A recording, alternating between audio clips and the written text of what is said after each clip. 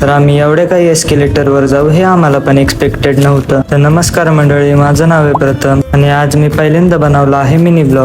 आज आपण सकाळ सकाळी उरकून बसलो आणि म्हणलं जाऊ पुण्याला जरा बघून यावं कसं काय विषय नाही का. आपल्याबर होती 2 कार्टी, आय मीन माझे दोस्त. बस मधने थेट आलो आम्ही स्वारगेटला. गाबडे बघा कसे चालले. आम्ही चाललेलो मेट्रो पकडायला आणि तिथे 1 2 3 4 एस्केलेटर होते आणि मेट्रो तर तशी सुटाय चाललेली, पण आम्ही पळत जाऊन ती मेट्रो पहिली पकडली. पण या भावाला जागा नाही भेटली.